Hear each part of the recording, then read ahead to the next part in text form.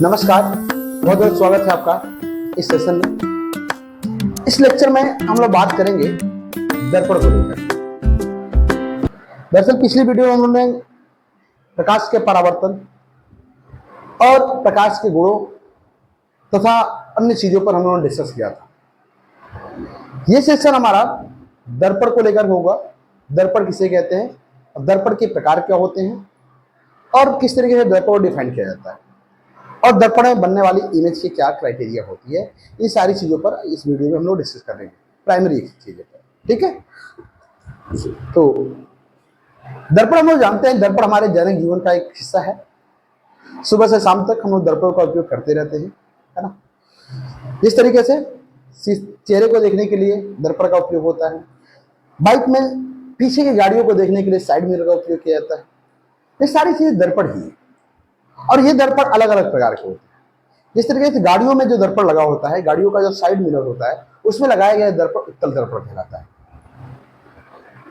दाढ़ी बनाने के लिए जिस दर्पण का उपयोग किया जाता है, उस दर्पण को हम लोग अवतल दर्पण कहते हैं।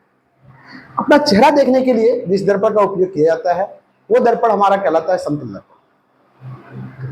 इन दर्पणों को किस क्राइटेरिया के आधार पर अलग अलग वितरित किया गया है, अलग अलग क्यों बांटा गया है, क्यों इनको अवतल दर्पण को अवतल दर्पण ही कहा जाता है, इन सारी चीजों को इस वीडियो के माध्यम से हम लोग डिस्कस करेंगे।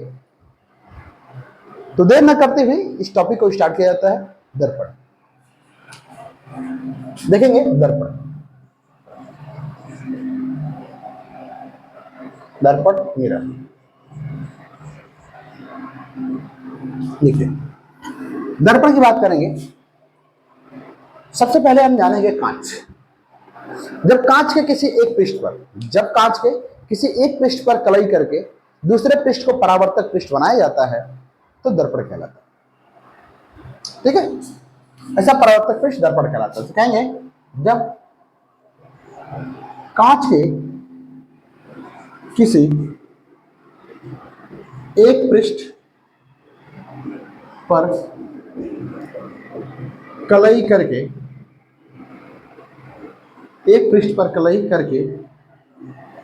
दूसरे पृष्ठ को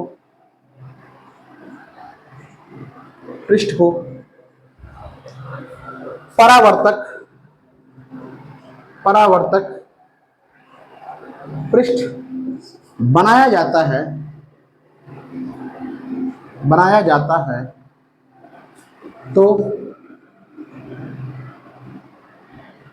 तो परावर्तक पृष्ठ दर्पण कहलाता है।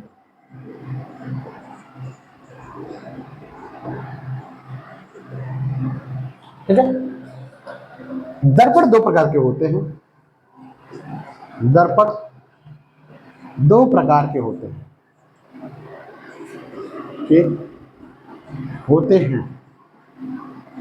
है ना।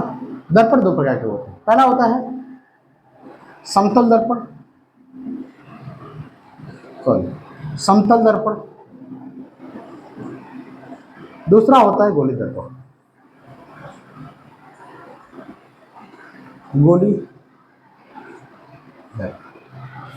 ठीक है, अधिकतर बच्चों के दिमाग में ये बात आती है, जब पूछा जाता है दर्पण क्या प्रकार के होते हैं, तो बच्चों का जवाब होता है कि दर्पण जो होते हैं वो दो प्रकार के होते हैं। एक उत्तल दर्पण होता है, एक अवतल दर्पण होता है। देखिए, ऐसा नहीं है। अवतल दर्पण और उत्तल दर्पण गोली दर्पण के ही भाग होते हैं और मुख्य दर्पण दो प्रकार के होते हैं, एक समतल दर्पण, एक गोली दर्पण। ठीक है, तो यहां पे इसे हम कहते हैं सिंपल मिरर और ये हमारा कहलाता है स्फेरिकल मिरर।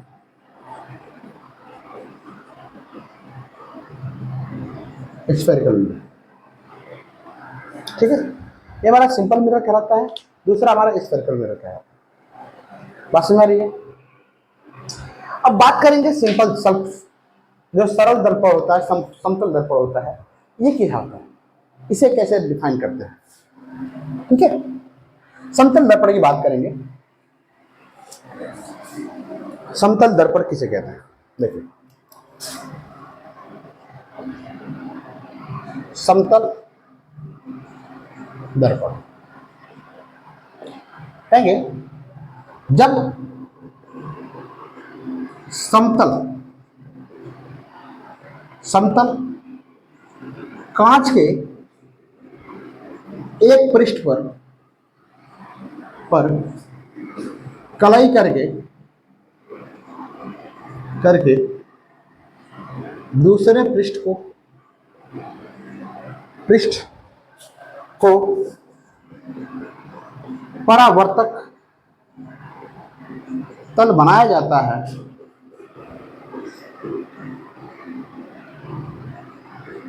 है तो ऐसा दर्पण समतल दर्पण कहलाता है। समतल दर्पण कहलाता है। समतल दर्पण कहलाता है। ठीक है, कहेंगे देखिए इसका उपयोग घरेलू उपयोग में क्या होता है? घरेलू उपयोग में किया जाता है।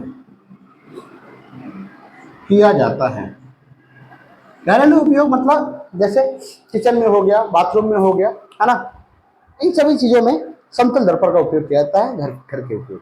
ठीक है, अगर हम बात करें समतल दर्पण के फिगर की, तो समतल दर्पण देखिए, मान लेते हैं कि अगर ये कोई कांच हो तो इसके एक पृष्ठ पर कलाई कर दीजिए। ठीक है, इसके एक पृष्ठ पर देखिए, अंदर के भाग पर यहाँ पे कलाई कर दी, यहाँ बाहर के भाग, ये दोनों दर्पण कहलाएगा समतल दर्पण। समतल दर्पण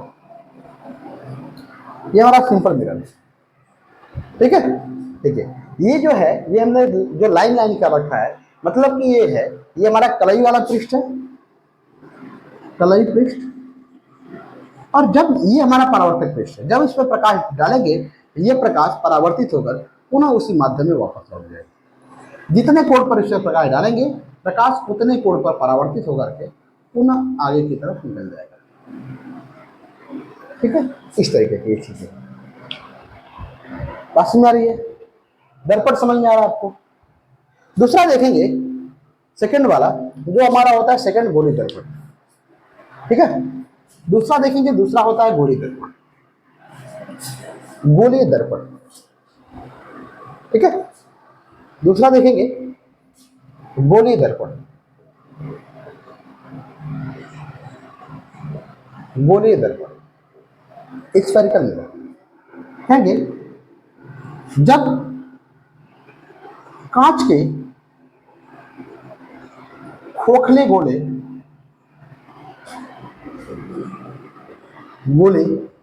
के कटे हुए भाग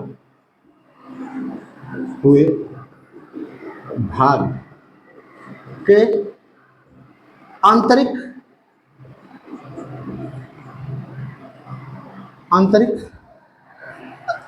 ब्रैकेट में लिखेंगे धसे हुए या बाहरी भाग को कहते हैं उभरा हुआ। बाहरी भाग पर कलाई कर दूसरे पृष्ठ को परावर्तक पृष्ठ बनाया जाता है तो ऐसा दर्पण गोली दर्पण कहलाता है। दर्पण कहलाता है, क्या कहलाता है? गोली दर्पण कहलाता है। कहेंगे गोली दर्पण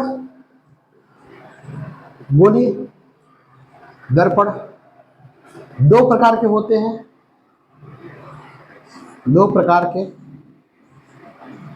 हैं। पहला लिखेंगे उत्तल दर्पण, दूसरा लिखेंगे अवतल दर्पण।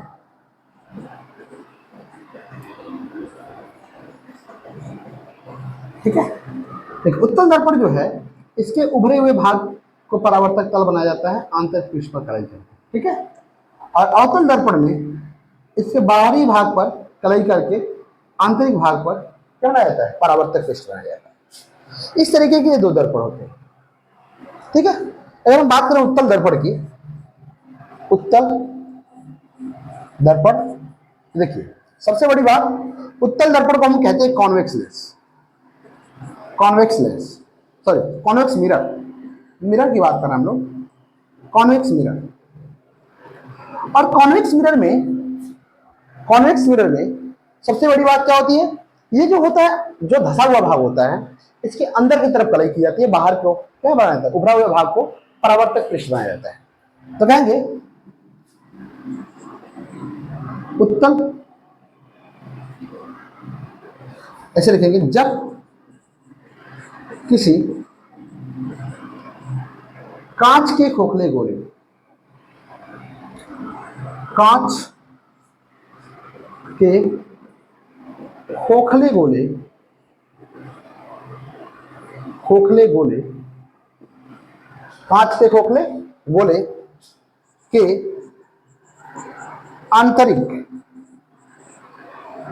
आंतरिक भाग पर कलई करके बाहरी भाग को परावर्तक पृष्ठ बनाया जाता है, बनाया जाता है। तो ऐसा दर्पण क्या कहलाता है, उत्तल दर्पण कहलाता है, उत्तल दर्पण कहलाता है,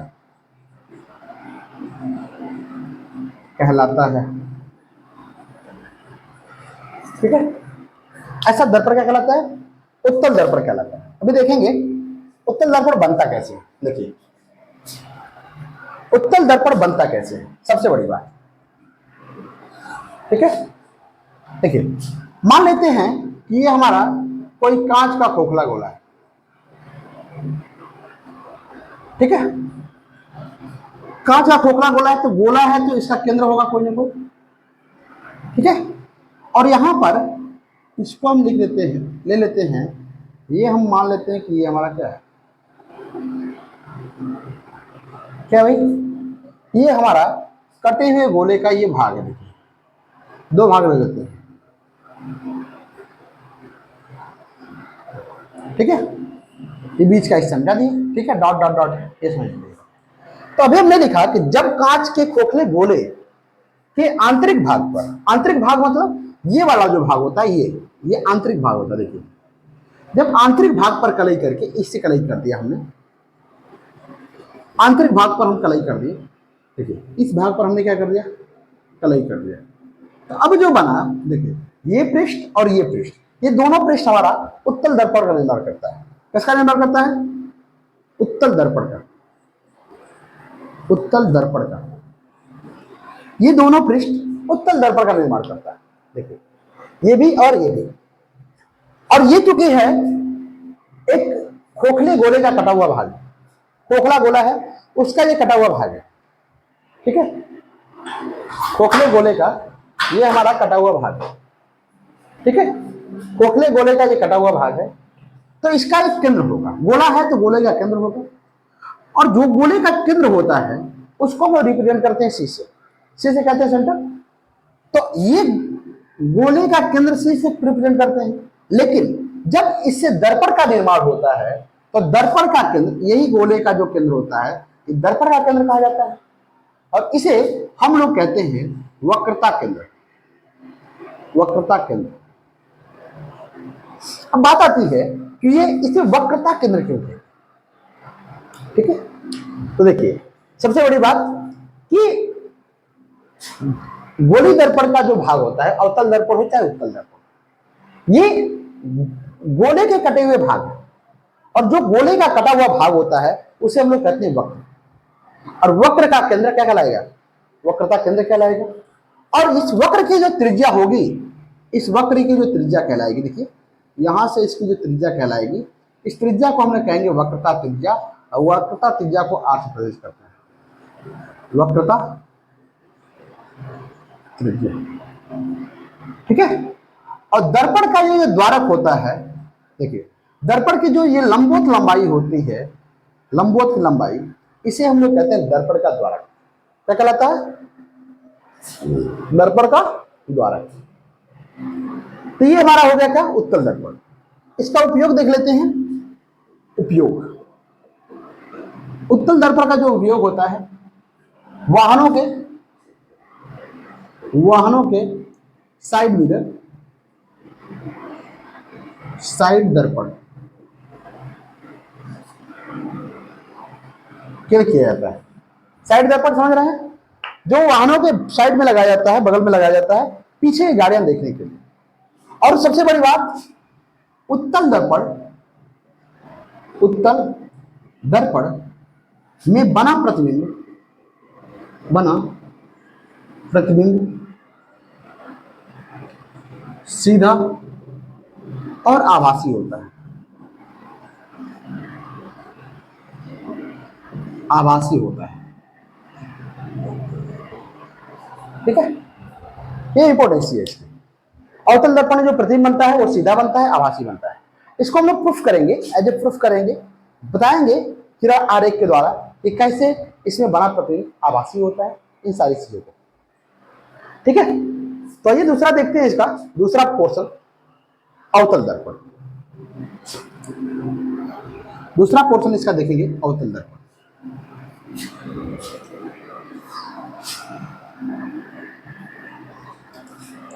अवतल दर्पण, अवतल दर्पण इसे हम कहते हैं कॉन्वेक्स मिरर, इसे हम लोग कहते हैं कॉन्वेक्स मिरर, ठीक है। कॉन्वेक्स मिरर क्या होता है, कहेंगे जब कांच के खोखले गोले के कटे हुए भाग के आंतरिक एवं बाह्य, आंतरिक लिखेंगे, बाह्य लिखेंगे, ठीक है। कटे हुए भाग के बाहरी भाग पर कलाई करके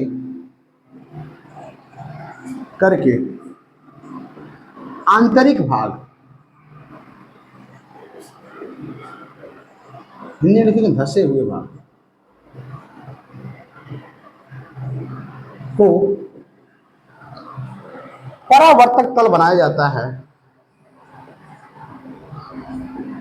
तल बनाया जाता है।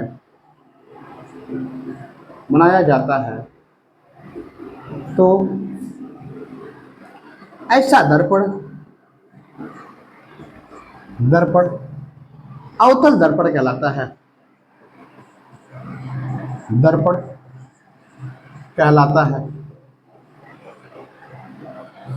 ठीक है। कहेंगे अवतल दर्पण, इसका उपयोग देखिए, ये मल्टीपर्पज दर्पण होता है।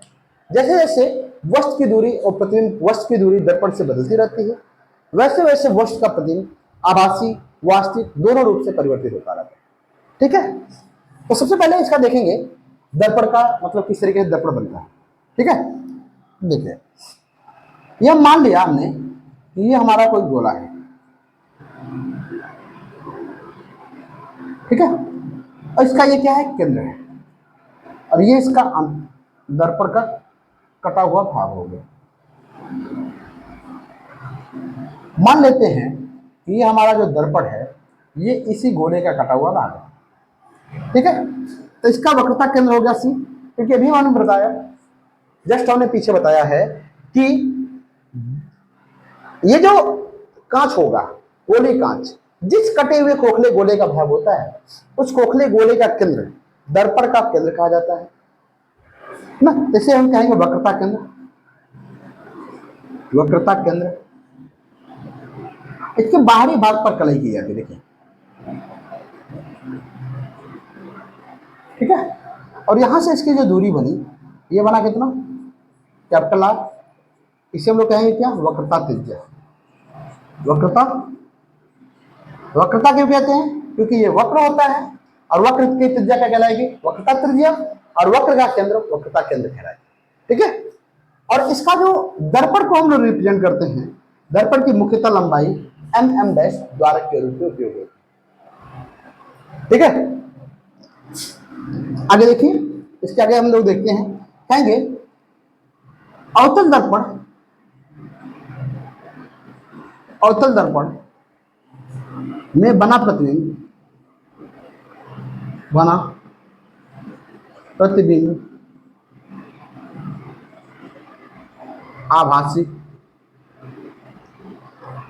वास्तविक, वास्तविक, सीधा तथा उल्टा भी प्राप्त होता है। मतलब ये जो दर्पण होता है ये बहुत उपयोगी होता है। गोली दर्पण इसलिए उपयोगी, मल्टीपर्पज होता है, क्योंकि इस दर्पण में, ये जो दर्पण होता है इसमें प्रतिबिंब जो होता है आभासी बनता है, वास्तविक बनता है, और जब कभी प्रतिबिंब आभासी बनेगा तो वो सीधा होगा, और जब कभी प्रतिबिंब वास्तविक होगा तो उल्टा होगा। एक बात आपको ध्यान में रखनी बहुत जरूरी है कि किसी भी कंडीशन में अगर वस्तु का प्रतिबिंब आभासी है तो वस्तु का प्रतिबिंब हमेशा सीधा होगा, और यदि वस्तु का प्रतिबिंब वास्तविक है तो उल्टा होगा। ये नेसेसरी कंडीशन, चाहे वो दर्पण कोई भी, उससे लेना देना नहीं, ठीक है। तो आइए देखते हैं सबसे बड़ी चीज, समतल दर्पण। क्या देखेंगे भाई, समतल दर्पण। समतल दर्पण का परावर्तन देखेंगे, फिर इसमें आगे की, ठीक है।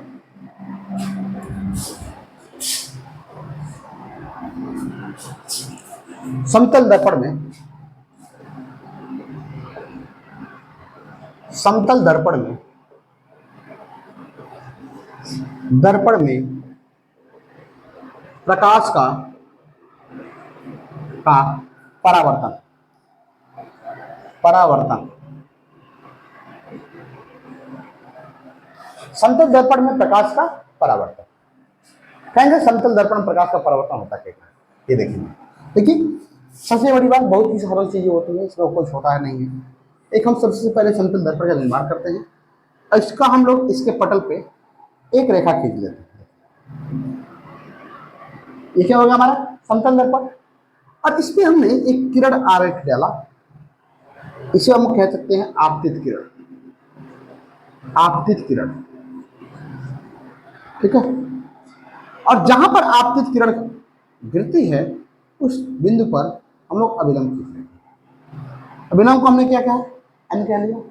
आपतित किरण हमने क्या कहा, ए, इसको क्या कह लिया, बी, और इसके बीच हमारा कोण कितना बना, आई। अब ये प्रकाश जितने कोण पर आपतित होता है समतल दर्पण में, उतने ही कोण पर क्या होता है, परावर्तित हो जाता है। इससे हम लोग कहेंगे परावर्तित किरण, ठीक है। सबसे बड़ी बात तो कहेंगे किसी वस्तु, जब कभी भी समतल दर्पण पर प्रकाश जितने कोण पर आपतित होता है उतने ही कोण पर परावर्तित हो जाता है। तो ऐसा नहीं है कि ये बात सिर्फ और सिर्फ समतल दर्पण के लिए। परावर्तन का नियम यही है कि जब किसी भी तल पर प्रकाश किरण आपतित होती है तो जितने कोण पर आपतित होती है उतने ही कोण पर वह परावर्तित हो जाता है, चाहे ये समतल दर्पण हो चाहे गोली दर्पण, दोनों में से कोई दर्पण हो। प्रत्येक दर्पणों के लिए यह घटना यही होती है कि जब प्रकाश जितने कोण पर आता है वो परावर्तन के पश्चात उतने ही कोण पर वापस लौट जाता है। ये सबसे सरल घटना है। तो देखिए, ये हमारा हो गया समतल दर्पण, समतल दर्पण। आई बराबर कितना हो गया, ये प्रकाश का किरण आरेख था समतल दर्पण के लिए। ठीक है, प्रकाश किरण आरेख समतल दर्पण के लिए। अगला देखेंगे हम लोग समतल दर्पण में प्रतिबिंब का बनना। अगला देखेंगे नेक्स्ट पॉइंट,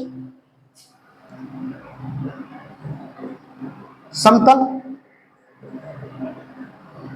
दर्पण में प्रतिबिंब का बनना, का बनना कहेंगे image formation, image formation in simple mirror.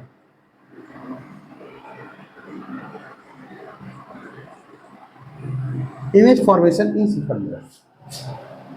ठीक है, समतल दर्पण का बनना, समतल दर्पण में प्रतिबिंब का बनना। देखिए यहां पे हम लेते हैं एक समतल दर्पण, आपका चेहरा बनता होगा, आप लोग जब शीशे के सामने खड़े होते होंगे तो वस्तु का प्रतिबिंब ऐसे ही बनता है। देखिए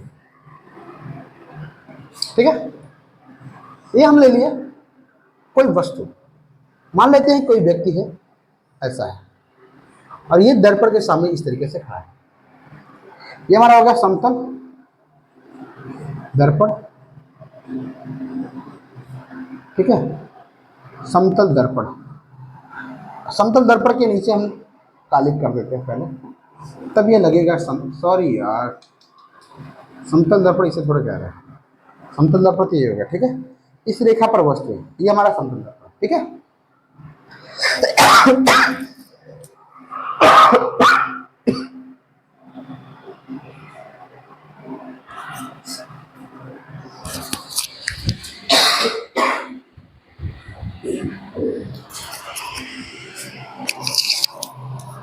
ठीक है, चलिए आइए देखते हैं। कहेंगे देखिए अभी हमने बताया कि प्रकाश, जब कभी प्रकाश समतल दर्पण पर जितने कोण से आपतित होगा उतने ही कोण से परावर्तित हो जाएगा।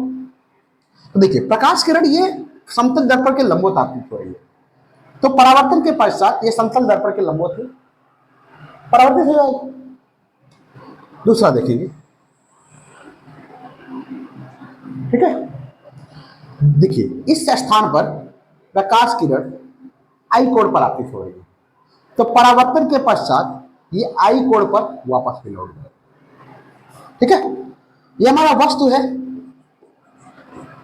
इंगित कर लेंगे।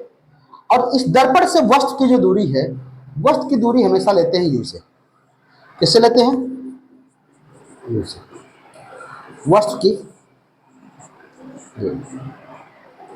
और पिछली वीडियो में हम लोगों ने पढ़ा है प्रतिबिंब, पिछली वीडियो में पढ़ा था प्रतिबिंब। प्रतिबिंब में हमने देखा, पढ़ा, क्या पढ़ा कि जब दो या दो से अधिक परावर्तित रेखाएं एक दूसरे को प्रतिच्छेदित करती हैं या प्रतिच्छेदित करती हुई प्रतीत होती है, या तो दोनों एक दूसरे को काटे या तो काटती हुई प्रतीत हो, तो उस बिंदु पर वस्तु का प्रतिबिंब बनता है।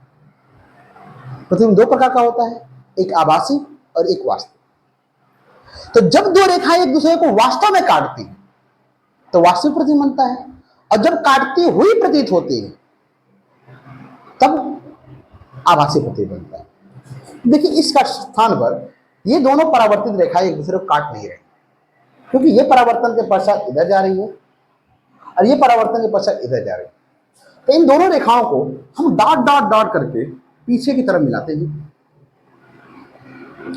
ठीक है, पीछे की तरफ क्या करते हैं? मिलाते हैं। तो ये दोनों रेखाएं एक दूसरे को एक बिंदु पर इंगित करेंगे, काटेंगे, और जिस बिंदु पर ये दोनों रेखाएं एक दूसरे को काटेंगे उसी बिंदु पर वस्तु का प्रतिबिंब प्राप्त होगा। देखिए उसी बिंदु पर वस्तु का प्रतिबिंब प्राप्त होगा, वस्तु का प्रतिबिंब प्राप्त होगा। ठीक है, यह हमारी दर्पण से वस्तु की दूरी, प्रतिबिंब की दूरी हो जाएगी बी। प्रतिबिंब की दूरी किससे प्रदर्शित करते हैं? बी से। प्रतिबिंब की दूरी, इस स्थान पर देखिए वस्तु की ऊंचाई ले लेंगे h, और इस स्थान पर वस्तु की ऊंचाई ले लेंगे h डैश। ठीक है, तो इस तरीके से वस्तु का प्रतिबिंब समतल दर्पण बनता है। अगर आप अपना प्रतिबिंब समतल दर्पण में देखते होंगे तो आपका प्रतिबिंब का फॉर्मेशन इस तरीके से होगा। ठीक है, ऐसे बनता है आपका। बात समझ आ रही है? कोई डाउट है यहां पर? कोई डाउट नहीं।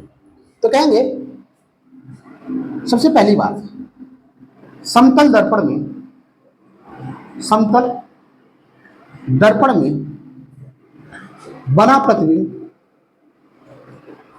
प्रतिबिंब कैसा है भाई?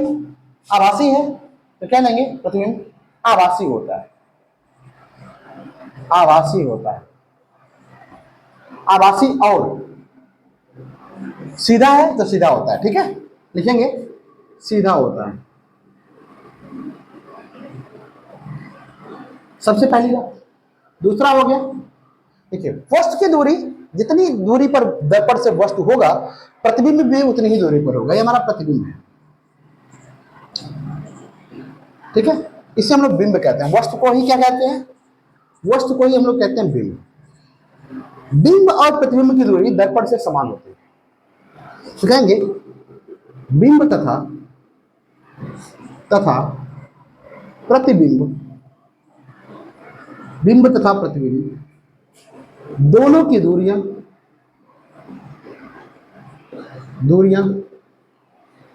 समतल दर्पण से, समतल दर्पण से समान होती है। समतल दर्पण से क्या होती है? समान होती है। बिंब तथा प्रतिबिंब दोनों की दूरियां समतल दर्पण समान होती है। यू बराबर क्या कह सकते हैं? बोलिए, यहां पे कोई डाउट है? हाँ, कोई डाउट है? तीसरा हम कह सकते हैं वस्तु का प्रतिबिंब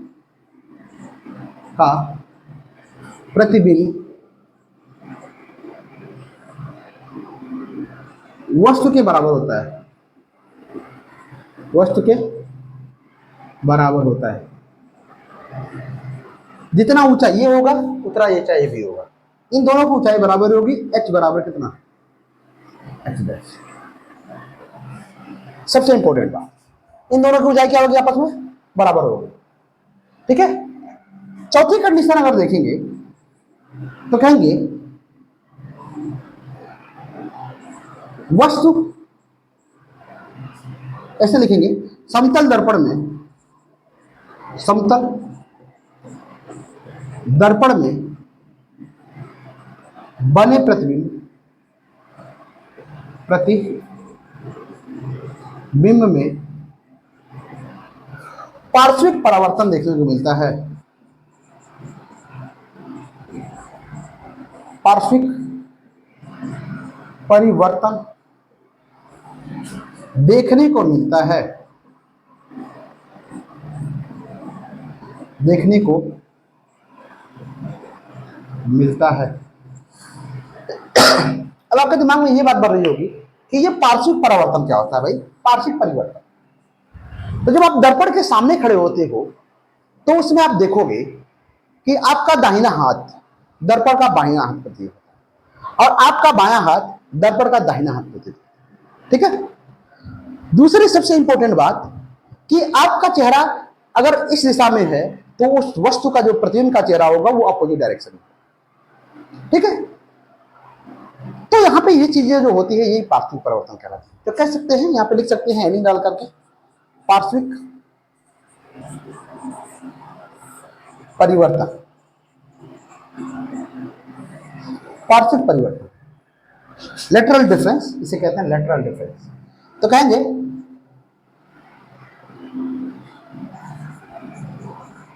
वस्तु का दायां भाग प्रतिबिंब का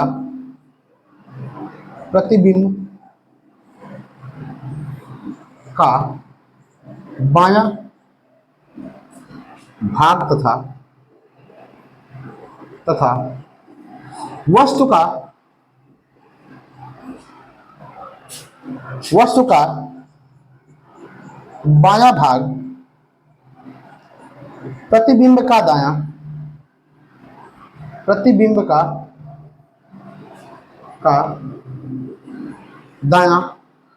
प्रतीत होना प्रतीत होना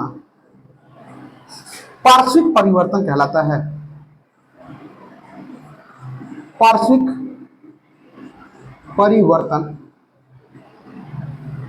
कहलाता है। ये छोटी सी डेफिनेशन है, ठीक है। ये क्लास 10th और 12th दोनों के लिए होता है। ये छोटी सी परिभाषा है और इसके 3-4 टॉपिक हम लिख लेंगे, बस इतना ही होता है और ज्यादा कुछ होता है। समतल दर्पण, समतल दर्पण का जो प्रतिबिंब बनता है इस तरीके से हम बनाएंगे और ये इसकी जनरल कॉन्फ़िगरेशन होती है। लेकिन इसका स्टैंडर्ड जो वैल्यूएशन होता है इसी समतल दर्पण का, ठीक है। स्टैंडर्ड इवैल्यूएशन जो होता है, स्टैंडर्ड जो फॉर्मेशन होता है, इमेज फॉर्मेशन, वो ऐसा नहीं होता है, वो अलग तरीके का होता है, ठीक है। वो जो फिगर होता है वो अलग तरीके का होता है, उस पर भी हम लोग इतने डिस्कस करेंगे। ये अब जनरल चीजें बता रहे हैं क्लास 10th और 12th की, ठीक है। तो आइए आगे देखते हैं, थोड़ा सा आगे हम लोग देखेंगे। समतल दर्पण हो ही गया, अब हम लोग देखेंगे गोलित दर्पण। क्या देखेंगे? गोलित दर्पण। गोलित दर्पण में हम देखेंगे ये कि गोलित दर्पण की कुछ मुख्य परिभाषाएं होती हैं। गोलित दर्पण को समझने के लिए कुछ मुख्य चीजों को जानना बहुत जरूरी होता है, ठीक है। गोलीय दर्पण, गोलीय दर्पण की कुछ मुख्य परिभाषाएं।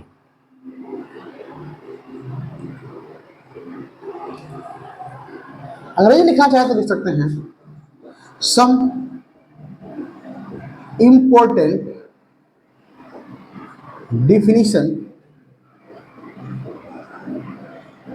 definition of spherical mirror। Spherical, ये देखेंगे थोड़ा सा, ठीक है। स्फेरिकल मिरर ये देखेंगे। देखिए यहां पर हम अगर लें गोलित दर्पण की बात करें, दोनों दर्पण में सेम होती है, दोनों दर्पण के लिए जो परिभाषाएं होती है सेम होती है। अभी हम इसको बनाते हैं और आप देख पाओगे। देखो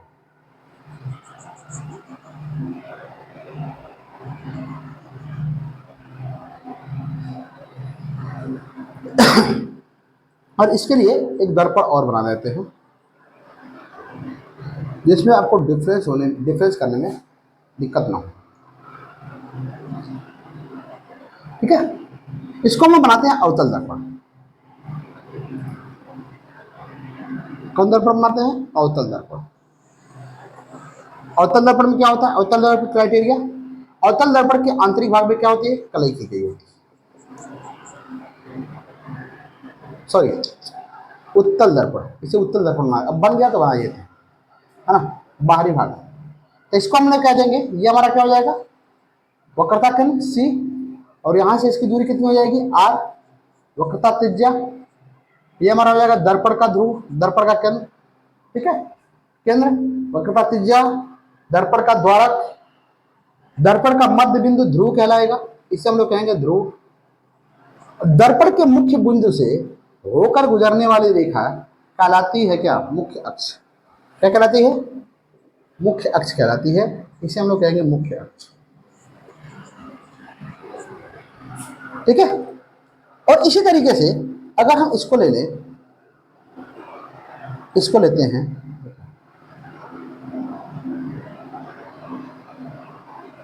ठीक है। इस तरीके से फॉर्मेशन होता है इसका अवतल दर्पण का, इसको हम इस तरीके से बना दें, ठीक है।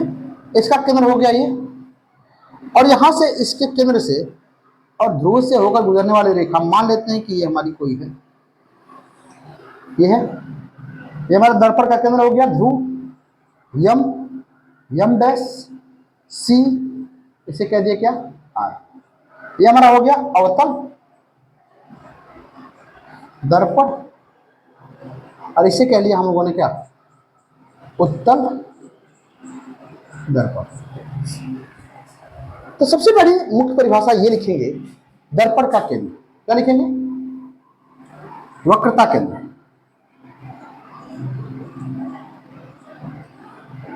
ठीक है, सेंटर ऑफ कर्वेचर। तो कहेंगे दर्पण या गोली दर्पण, दर्पण जिस कटे खोखले गोले, खोखले गोले का भाग होता है, होता है उस गोले के केंद्र, के केंद्र को गोली दर्पण का, दर्पण का वक्रता केंद्र कहते हैं, कहते हैं। और वक्रता केंद्र जो होता है, वक्रता केंद्र को हम लोग किससे प्रदर्शित करते हैं? सी से। तो कहेंगे इसे सी से, सी से प्रदर्शित करते हैं, सी से प्रदर्शित करते हैं। सबसे बड़ी बात, इसका जो रिप्रेजेंटेशन होता है सी से रिप्रेजेंट करते हैं, चाहे दर्पण हो चाहे कोई भी, है ना। आगे हम लोग उस पर डिस्कस करेंगे। अगला हमारा होता है वक्रता केंद्र, वक्रता त्रिज्या, वक्रता त्रिज्या। और वक्रता त्रिज्या को हम लोग किससे प्रदर्शित करते हैं? आर से। तो कहेंगे गोली दर्पण, दर्पण के वक्रता केंद्र, वक्रता केंद्र से दर्पण की दूरी, दर्पण की दूरी वक्रता त्रिज्या कहलाती है, वक्रता त्रिज्या कहलाती है। इसे आर से दर्शाते हैं, आर से दर्शाते हैं। ये इंपॉर्टेंस है, ठीक है। तीसरे अगर बात करें तो तीसरा होता है हमारा ध्रुव, ध्रुव, ध्रुव को अंग्रेजी में कहते हैं पोल। तो गोली दर्पण कहेंगे, गोली दर्पण का मध्य बिंदु, मध्य बिंदु ध्रुव कहलाता है, कहलाता, दर्पण का ध्रुव कहलाता है ना। इसे P से प्रदर्शित करते हैं, इसे P से दर्शाते हैं, इसे P से दर्शाते हैं, इसे दर्शाते हैं P से, कैपिटल P से, ठीक है। तीसरा होता है, ये तीन हो गए, चार। चौथा हमारा होता है द्वारक, एप्राइड जिसे कहते हैं द्वारक। कहेंगे गोली दर्पण, गोली दर्पण के दोनों सिरों, सिरों की लंबवत दूरी, लंबवत दूरी द्वारक कहलाती है, द्वारक कहलाती है।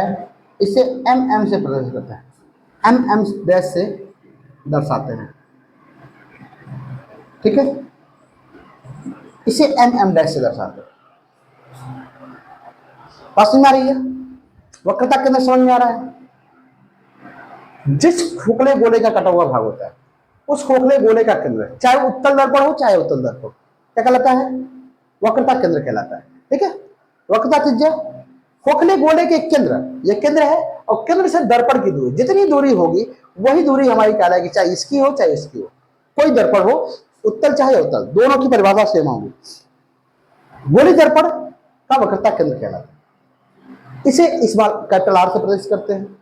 अब बात आती है ध्रुव दर्पण, ये है हमारा MM डैश है, और इसका जो मध्य बिंदु है, दर्पण का मध्य बिंदु P, दर्पण का मध्य बिंदु P कहलाता है ध्रुव। और दर्पण की जो लंबवत लंबाई, देखिए यहां से ये दर्पण हमारा है और इसकी लंबवत दूरी है ये। तो ये जो लंबवत दूरी बनी, यही लंबवत दूरी क्या कहलाएगी? दर्पण का द्वारक कहलाएगी, चाहे ये उत्तल के लिए हो चाहे अवतल के लिए हो। दोनों दर्पणों की ये दूरी सेम होगी, ठीक है। और द्वारक को हम लोग किससे रिप्रेजेंट करेंगे, एम एम डैश से रिप्रेजेंट करेंगे, ठीक है। अगली परिभाषा इसमें बनती है हमारी, अगली परिभाषा, तो गोली दर्पण हम बता रहे हैं आपको। अगला हमारा होगा मुख्य अक्ष, प्रिंसिपल एक्सिस, मुख्य अक्ष, प्रिंसिपल एक्सिस क्या देंगे, दर्पण के वक्रता केंद्र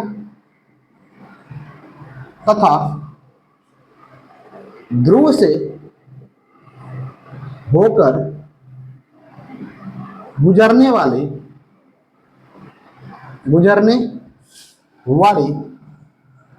रेखा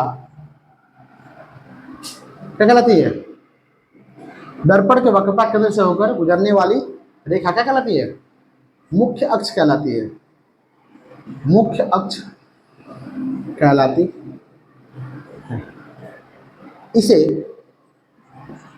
इसे यक्ष यक्ष डैश से प्रदर्शित करते हैं, किसे प्रदर्शित करते हैं, एक्स एक्स डैश से। अब बात आती है मूल पॉइंट की, सबसे बड़ी बात, फोकस बिंदु।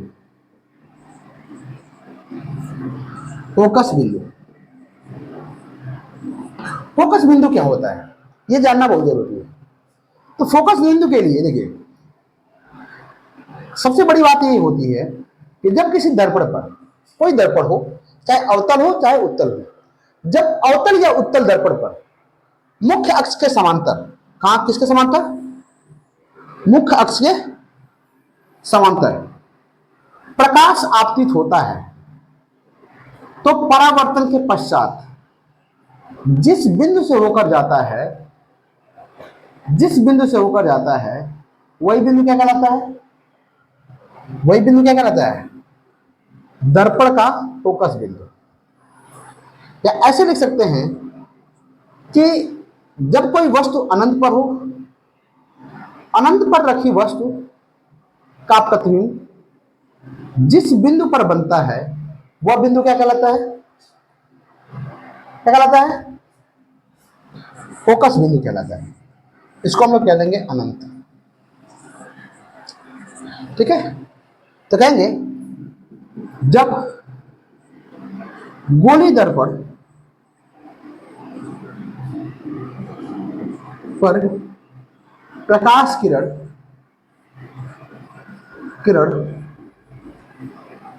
अनंत से मुख्य अक्ष के समांतर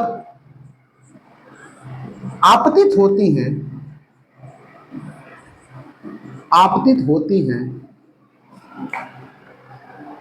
और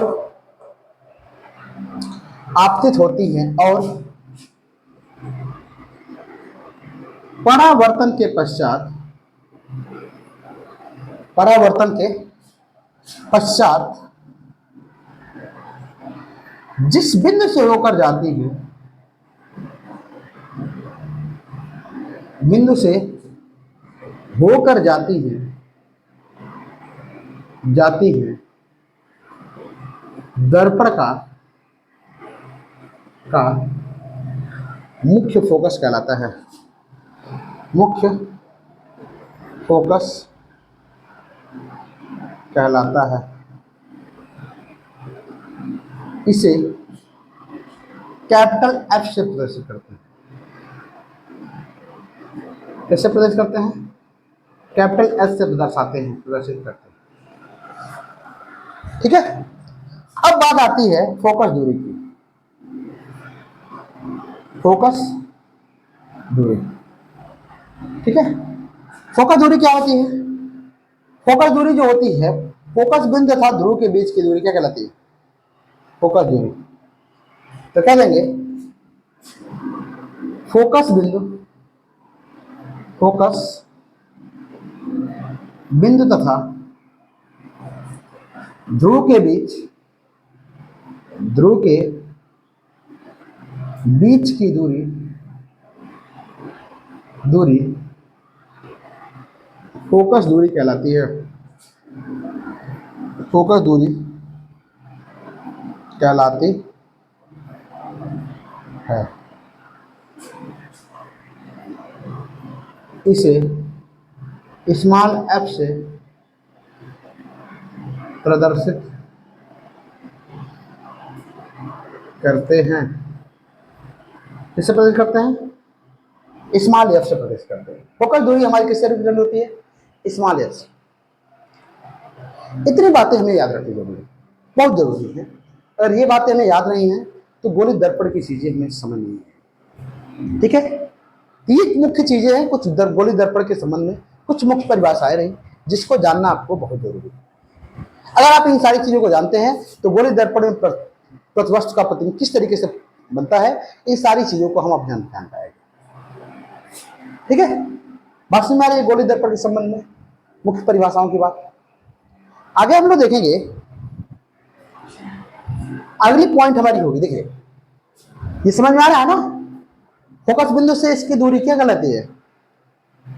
दूसरा अगर ये भी कह सकते हैं फोकस बिंदु को कि जब वस्तु का प्रतिबिंब अनंत पर हो तो गोली दर्पण में प्रतिबिंब जिस बिंदु पर बनता है।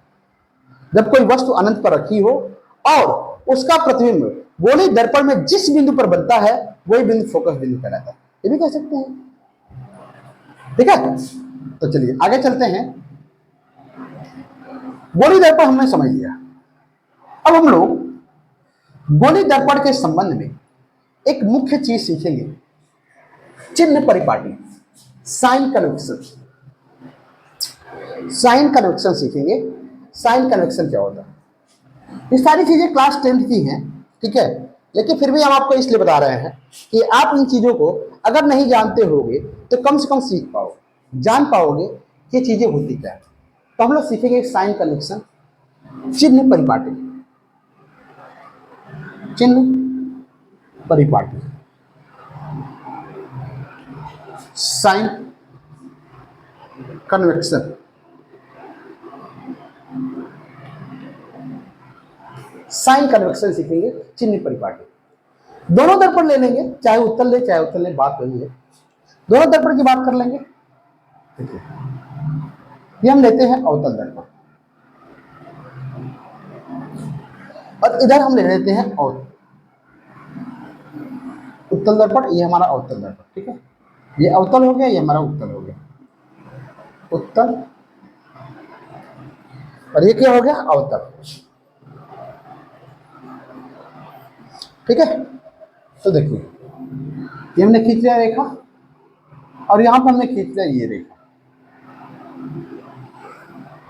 ठीक है, ये हमारा हो गया पी बिंदु, ये यम हो गया, ये यम डैश हो गया, ये हमारा एफ हो गया, ये हमारा सी हो गया। ठीक है, और यहां पर हमने खींच लिया ऐसे ही, ये हमारा एफ हो गया, ये हमारा सी हो गया। ठीक है, इसको हमने यम कह लिया, इसको यम डैश कह लिया, और यहां पर हमने कहा ये हमारा पी बिंदु है। ठीक है, बस हमारी ये हमारा बना पी बिंदु। ठीक है, ये बना हमारा पी बिंदु और ये बना इधर। अब दो चीजें होती है कि दर्पण में कैसे होता है, तो हम लोग चिन्ह परिपाटी में एक बार सीखे होंगे।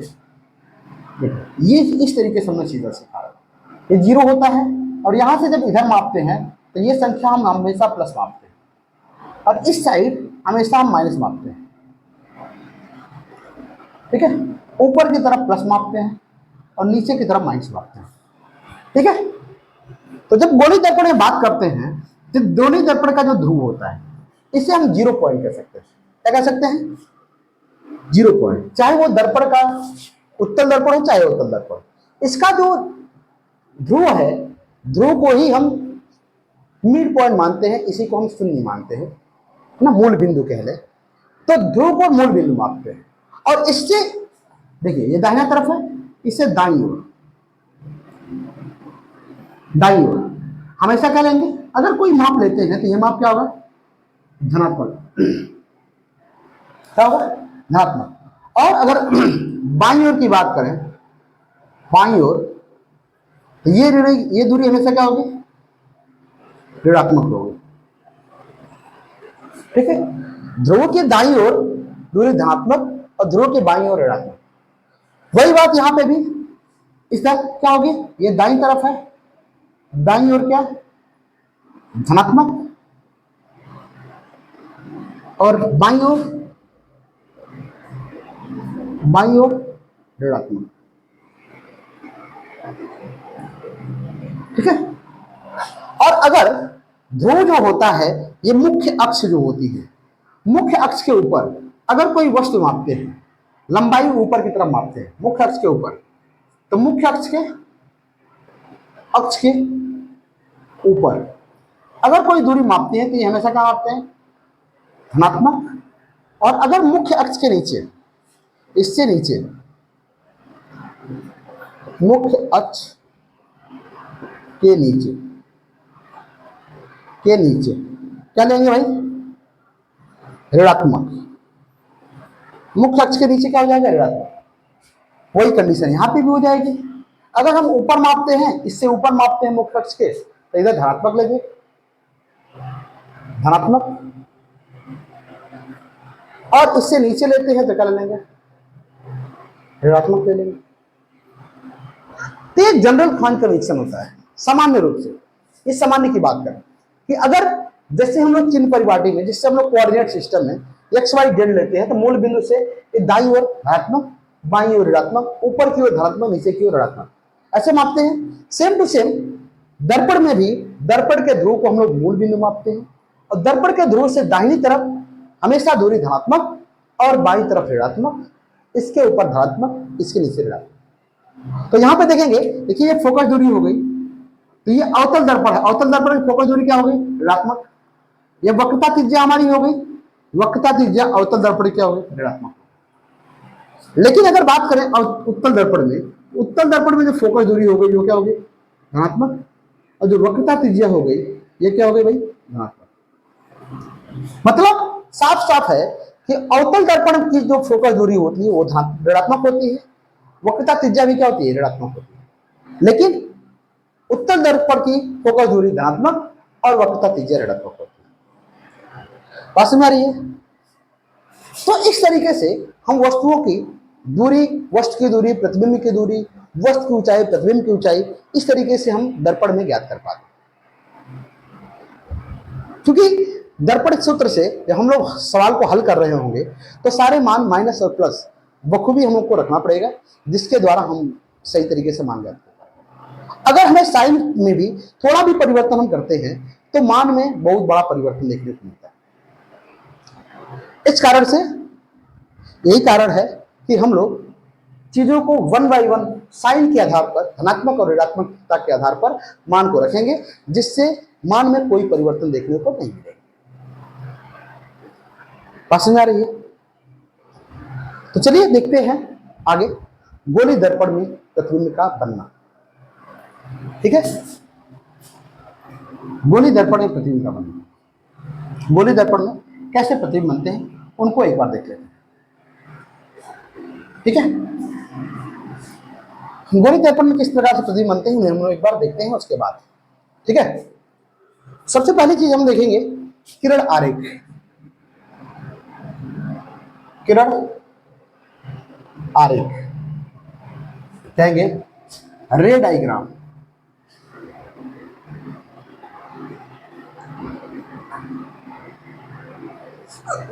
डायग्राम, ठीक है, रे डायग्राम देखेंगे उसके बाद इसमें देखेंगे। देखिए रे डायग्राम जो होता है ये दोनों दर्पणों के लिए सेम होता है, चाहे उत्तल हो चाहे उत्तल। ठीक है, कहेंगे जब आपतित प्रकाश पहली कंडीशन है, जब आपतित प्रकाश मुख्य अक्ष के समांतर गोली दर्पण पर आपतित होता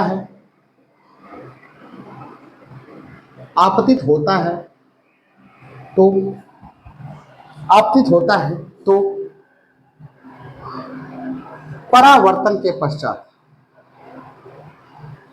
के पश्चात। सबसे बड़ी बात होगी परावर्तन के पश्चात कहां से होकर जाएगा, फिगर बनाएंगे उसके बाद समझेंगे। देखिए ये हम लेते हैं पहले अवतल दर्पण, ठीक है, ये हम फिगर बनाते हैं।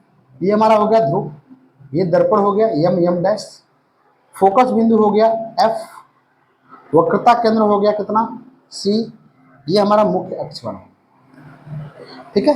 अवतल दर्पण के लिए इधर हम उत्तल दर्पण के लिए ऐसे ही बनाते हैं, उत्तल दर्पण के लिए बनाते हैं इस तरीके से,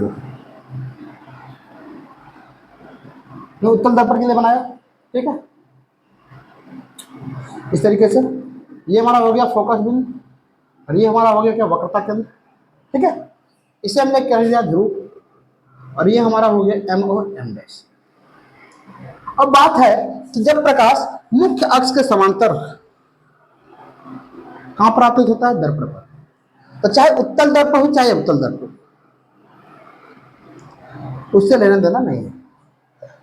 तो परावर्तन के पश्चात जो होगी किरण कहां से होकर जाएगी, मुख्य फोकस से, और ये कहां से होकर जाएगी, ये मुख्य फोकस से होकर नहीं जाएगी, लेकिन ऐसा लगेगा ये मुख्य फोकस से आती हुई प्रतीत हो रही है, ठीक है। तो कहेंगे परावर्तन के पश्चात पश्चात प्रकाश किरण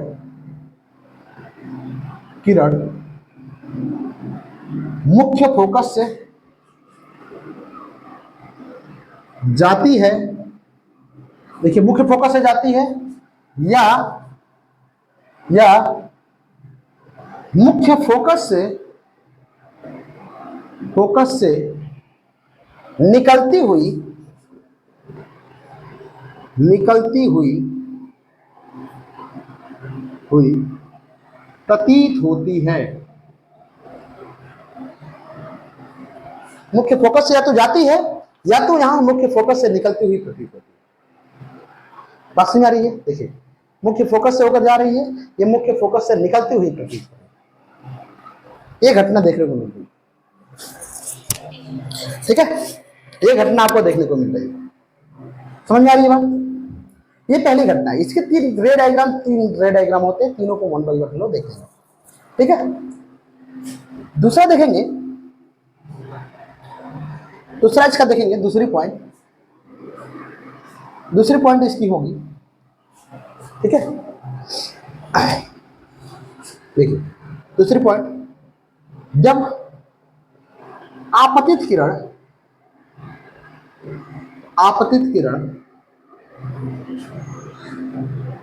दर्पण के वक्रता केंद्र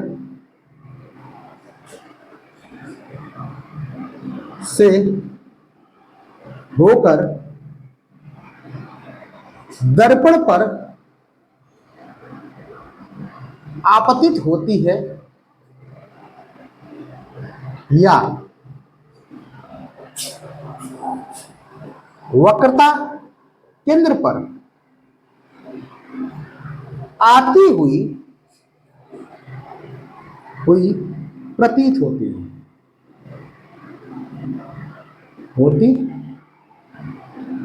या तो आती है या तो आती हुई प्रतीत होती है, दो कंडीशन है। तो क्या करेंगे भाई, देखिए इसके लिए फिगर बनाएंगे, ठीक है।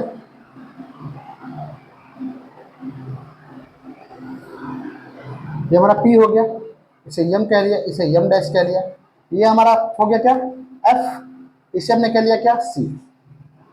और अभी हमने कहा कि जब मुख्य अक्ष के समांतर वक्रता केंद्र से होकर आती हुई प्रतीत हो, कहां से जाएगी भाई, वक्रता केंद्र से। जब प्रकाश वक्रता केंद्र से होकर, देखिए वक्रता केंद्र से होकर आपतित होती है, तो परावर्तन के पश्चात यह अपने मार्ग पर वापस लौट जाती है।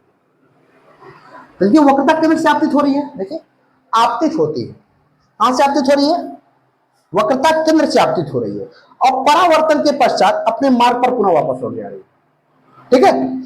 दूसरा कंडीशन देखेंगे, दूसरा इसी में और उत्तल दर्पण देखेंगे,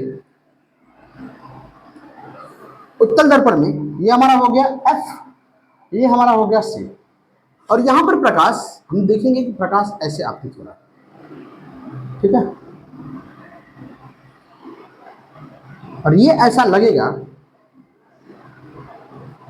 ठीक है, ऐसा लग रहा है कि ये अगर दर्पण ना होता यहां पर तो ये कहां पर जाता, वक्रता केंद्र पर। तो देखिए अभी हमने लिखा कि वक्रता केंद्र पर आती हुई प्रतीत होती है, ये ऐसा लग रहा है कि वक्रता केंद्र पर आ रही है, लेकिन दर्पण से जैसे टकराएगी, टकराने के पश्चात ये अपने मार्ग पर पुनः वापस लौट जाएगी, प्रतीत होती है। तो परावर्तन के पश्चात, परावर्तन के पश्चात प्रकाश किरण अपने मार्ग पर वापस लौट जाती है, लौट जाती है। हाँ लौट जाती है भाई, जिस मार्ग से आई रहती है प्रकाश उसी मार्ग पर वापस लौट जाती है बिना विचलित हुए, ठीक है। क्यों? क्योंकि हम जानते हैं कि जब कभी भी किसी भी परावर्तक पृष्ठ पर प्रकाश किरण आपतित होती है, लंबवत आपतित होती है, तो अपने मार्ग पर वापस लौट जाती है।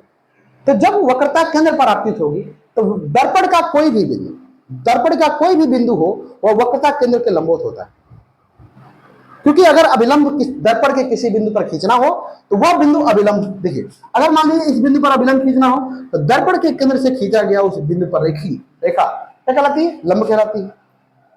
तो प्रत्येक बिंदु दर्पण के लंबवत है, और अगर यह प्रकाश वक्रता केंद्र पर आती हुई प्रतीत हो रही है, मतलब कहां पे आपतित हो रही है भाई, दर्पण के लंबवत आपतित हो रही है।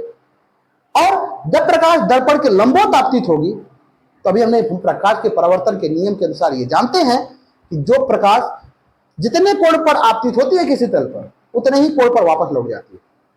तो समतल दर्पण में हमने देखा कि प्रकाश 90 डिग्री पर आपतित होगा तो परावर्तन के पास 90 डिग्री पर जाएगा, अपने मार्ग पर वापस लौट जाएगा। उसी तरीके से जब प्रकाश इस तल के लंबवत गुजरेगा ये प्रकाश अपने मार्ग पर वापस लौट जाएगा। इसकी ये साफ साफ घटना है, ठीक है। ये कारण यही है कि अपने मार्ग पर वापस लौट जा रहा है, क्योंकि ये इस तल के क्या है, लंबवत है, ठीक है। इसका अगला पॉइंट है हमारा दर्पण का ध्रुव, ठीक है, दर्पण का ध्रुव। तीसरा देखेंगे, जब आपतित प्रकाश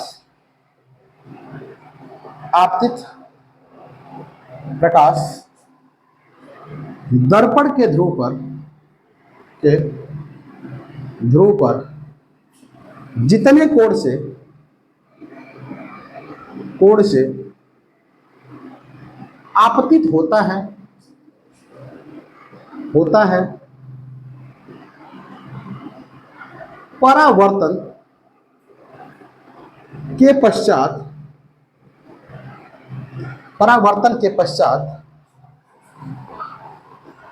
अपने मार्ग पर, परावर्तन के पश्चात उतने ही कोण पर उसी माध्यम में वापस लौट जाता है,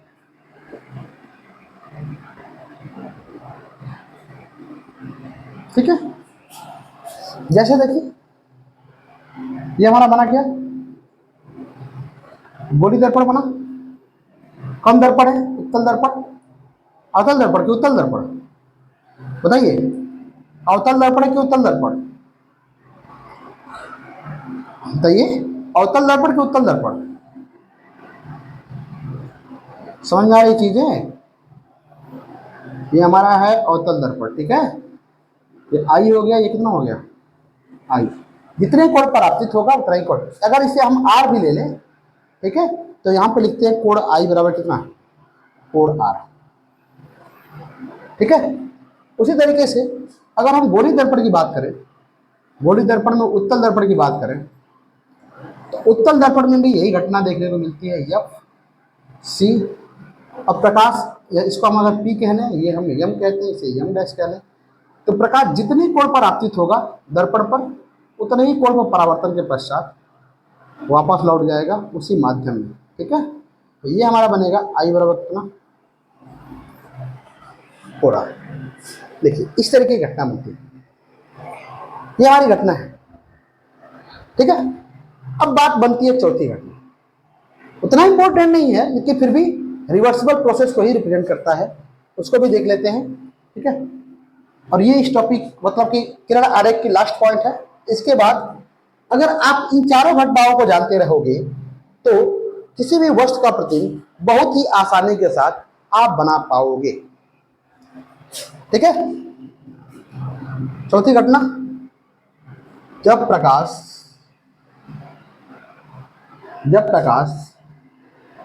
गोली दर्पण पर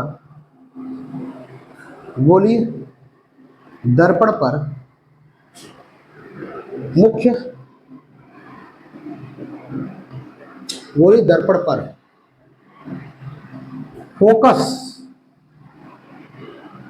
बिंदु से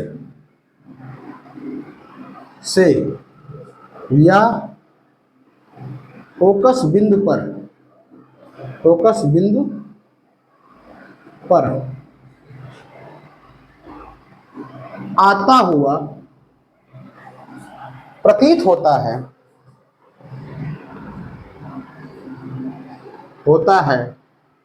तो क्या होता है, तो देखिए पहले दर्पण बनाते हैं उसके बाद। ठीक है, पहले दर्पण बनाते हैं उसके बाद देखते हैं। ये हमारा बना दर्पण। ठीक है, कर लेते हैं यहाँ पे एम डैश पी, और यहाँ पे हम कह लेते हैं यम डैश पी। ये हमारा एफ हो जाएगा, ये सी हो जाएगा, इसको भी हम कह लेंगे एफ, इसको भी कह लेंगे क्या, सी। जब प्रकाश किसी ये दर्पण हमारा है और कैसे आता था प्रतीत हो रहा है भाई, कैसे आता है, मुख्य अक्ष से आ रहा है। कहां से आ रहा है, मुख्य अक्ष से आ रहा है। तो मुख्य अक्ष से आ रहा है तो परावर्तन के पश्चात कहां से हो जाएगा, मुख्य अक्ष के समांतर चला जाएगा। कहां चला जाएगा, मुख्य अक्ष के समांतर।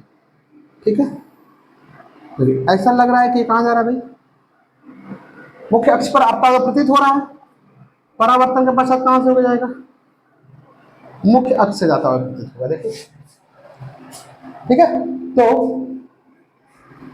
तो परावर्तन के पश्चात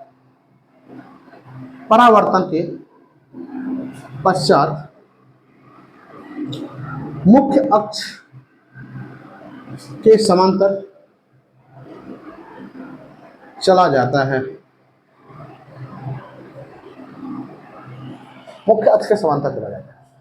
अगर यह प्रकाश मुख्य फोकस से दर्पण पर आपतित होगा या मुख्य फोकस पर आता हुआ प्रतीत होगा तो दर्पण से परावर्तन के पश्चात इस दोनों घटनाओं में प्रकाश मुख्य अक्ष के समांतर परावर्तित हो जाएगा। ठीक है, तो अगर इन चार घटनाओं को गोली दर्पण में इन रे डायग्राम के चार घटनाओं को यदि आप जानते हो तो किसी भी कंडीशन में वस्तु के फिगर को आप ड्रॉ कर पाओगे। किस तरीके से वस्तु का प्रतिबिंब कहां बनता है, वस्तु अगर कहीं पर आपतित हो रहा है मतलब किसी स्थान पर रखा है तो उसका प्रतिबिंब कहां पर बनेगा, किस तरीके से बनेगा, इन सारी घटनाओं को वन बाई वन करके आप समझ पाओगे, जान पाओगे। ठीक है, तो वीडियो हो रही है थोड़ी लंबी, तो ये किरण आरेख से इस वीडियो को करते हैं हम लोग अंत। अगली वीडियो में हम लोग ये सीखेंगे कि गोली दर्पण में वस्तु का प्रतिबिंब कैसे बनता है ना, अवतल और उत्तल दोनों की घटनाएं पढ़ेंगे। और उसके साथ हम ये भी देखेंगे कि वक्रता, त्रिज्या तथा वस्तु जो फोकस दूरी होती है उसमें कैसे संबंध स्थापित होता है।